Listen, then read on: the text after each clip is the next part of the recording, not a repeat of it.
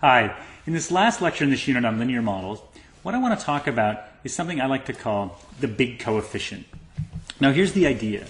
If we have a simple linear regression model, we have some equation like y equals a1x1 plus a2x2 plus b, right?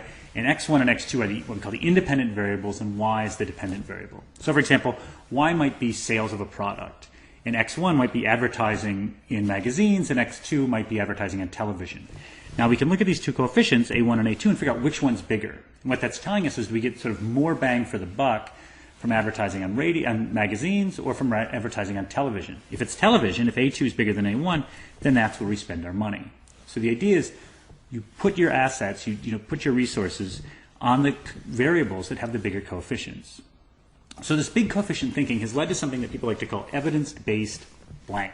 So there's evidence-based medicine, where what you do is you look at all sorts of different treatments that have been tried on patients, and you gather all that evidence, and then you figure out which ones have the biggest coefficient. So does diet have a bigger coefficient than exercise? Does the medication have a bigger coefficient? Which medication has the biggest coefficient? And that's where you put your resources.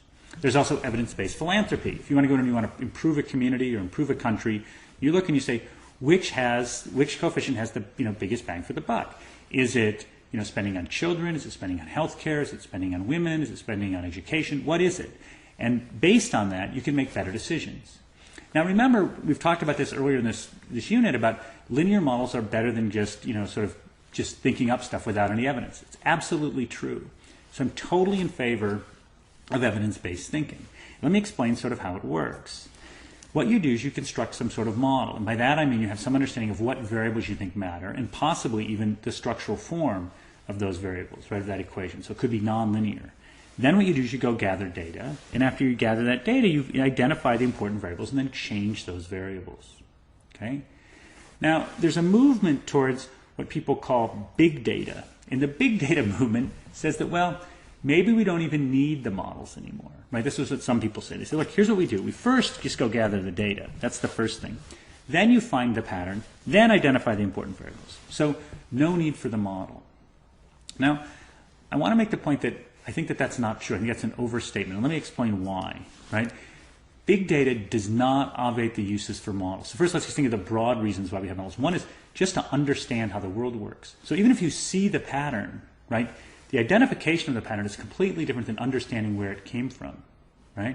So you could recognize, wow, we've done a ton of experience and force seems to equal mass times acceleration. Right? That's very different than having a model that explains why that's the case. Right?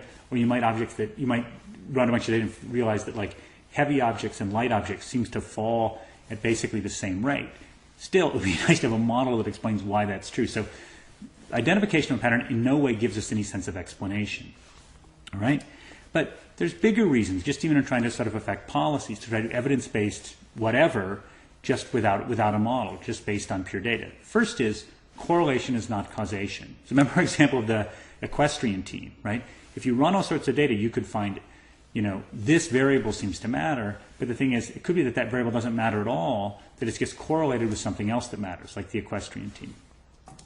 Second, and this is maybe the most important point, linear models tell the sign and magnitude of these variables, but only within the data range, right? So if I've got a bunch of data here like this, right, and I fit this model to it, that doesn't necessarily tell me anything about what's going on up here. And so what I'd like to do is have a model, perhaps, that gives me some indication of whether I think that linear relationship is going to continue to hold. Okay? So let me give an example of two examples of what it means. The first is feedbacks. So let me give two examples here. So the first one is, let's take anti-lock brakes in cars. So you could think that, if you looked at data on accidents, you could say, but one of the things that seems to be causing accidents is cars bumping into the car in front of them. You can think, if we could just get cars to stop sooner, we'd reduce the number of accidents. And so you put money and resources into developing anti-lock brakes, and in fact, initially that seems to save a lot of lives. But what might happen over time? Remember, people are like thinking electrons. If before people kept maybe like a 40-foot or 30-foot gap between them and the car in front of them, now that they have anti-lock brakes, they may creep up a little bit, and they may start driving closer to the car in front of them, and a lot of the benefit of the anti-lock brakes will fall off. And so if you think of, if I had a little graph that had speed of braking, right, instead of being a nice linear graph, if I take into account the feedback, right, the benefit may fall off, right? Instead of being linear, it may be sort of sublinear. Okay? Another example. Let's go back to education. Class size. You may fit some data and say, boy, when class sizes fall from 25 to 20, if I put student performance here, that, you know, there's a lot of data here, and this seems to show that, like, performance is going up. So then you could say, well, let's move it all the way to 15. And you could think, if I extrapolate from this, if I just make class size 15, boy, performance should go way, way up. But it could be that if you move class size to 15, the performance sort of just plateaus. And the reason why is there's all these other causes for why performance doesn't increase, like family support, general health, right? Resources in the community. So even if you reduce class size to 15, there may be a diminishing effect for that because of feedback, right? One big reason why there'd be a feedback in this case is that you need to hire a whole bunch more teachers, and you might not be able to get the same sort of teacher quality that you had when you had 25 students per teacher. When you suddenly double the number of teachers, let's say, you're not going to the teachers aren't going to be the same quality, and the students might not do as well. So again, these feedbacks mean that you have to be careful about extrapolating a line outside the data range. Now, there's a bigger problem with the fact that your data exists only within a small region. And this is what I call the problem of multiple peaks. So suppose we've got a bunch of data, and it's all around here. And then we run some regressions, and we see like, whoa, it seems to be increasing in slope, and so we start moving in this direction, and then we find this peak, right? So we've got data in this range here, and using this data, we figured out this is the optimal thing to do. But in doing so, we completely miss this entire peak over to the right. We completely miss this other opportunity because we were sort of blinded by the data, you know, where we had data in this small range. So this leads to a distinction that I want to make between what I call the big coefficient, which is climbing our current hill, and something I'm going to call the new reality, which is thinking of a completely different hill, to ask, is there something entirely new and different? So let me be really clear here. I'm not saying big coefficient thinking is wrong. I'm saying it's really useful. You want to have models. You want to identify the important coefficients. You want to think, will those coefficients likely hold outside their range? And if they do, right, then you want to change those variables and hopefully affect change in a meaningful way, in a good way. However, you also want to take into account the fact that you might want non-marginal changes. You may want to do something big and new. And to think about the effects of something big and new, it's often useful, right, to construct models of those entire systems to see what do you think is going to happen. So let me give some examples of this. So suppose you're interested in healthcare. Big coefficient thinking might be tax cigarettes, right, because lung cancer is a leading cause of death. This reduces the number of people who get lung cancer. You also raise money that you can spend on healthcare. Win-win. New reality thinking might be something like universal healthcare. Right? Let's give everyone healthcare, and let's try and, you know, improve the health of Americans or the health of people in any other country through a universal healthcare system. Let's look at traffic. Big coefficient thinking might be increase the number of high occupancy vehicle lanes, right? The number of lanes where you can have 2 or 3 cars, right? Again, makes total sense.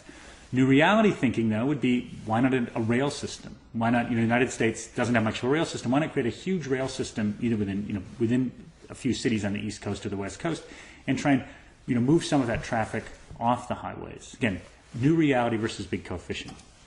Last one, this is kind of a fun one.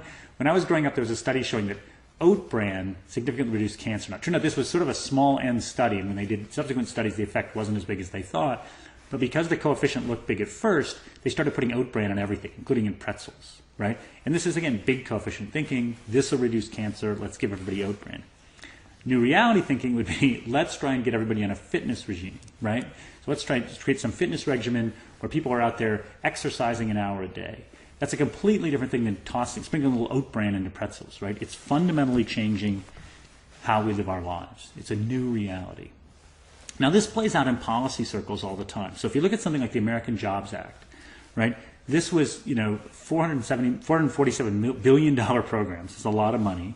And it did things like, you know, it created tax credits for new employees, right, and subsidies to hire veterans, right, and payroll tax holidays. These are all big coefficient logic programs. The idea is that, you know, we've looked at a lot of data, and we see that these sort of, you know, policies get people to sort of spend that money initially, or hopefully get people to hire employees initially, right? So these are programs that we think give us the most bang for the buck.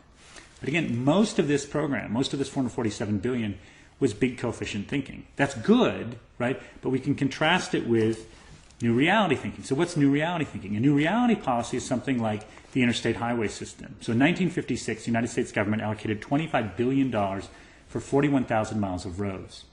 Now, what that would cost now, if you just use basically sort of an inflation index like the CPI, that would be like $200 billion. But if you actually figure out the cost per mile of road these days, again, not within cities, but between cities, it's about $10 million. It'd be about $410 billion, about the same as the American Jobs Act. But this was new reality. This wasn't big coefficient. This was creating an entirely new system. Now, I'm not saying either one is better than the other, because you can do a new reality program that could not work at all.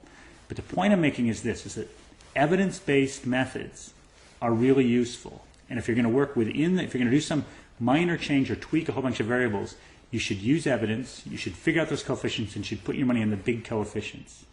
At the same time, you have to keep in mind the fact that big coefficient thinking, right, can ignore the new reality. It can blind you to completely new and different ways of thinking about the world and making improvements in it. So this is where models become so important, right? One of the things we do in model thinking, right, as model thinkers, is we can construct models to think about what happens if we move outside that data range, right? So here people talk about thinking outside the box. How do we think clearly outside the box? Well, one way is we do so is by thinking with models.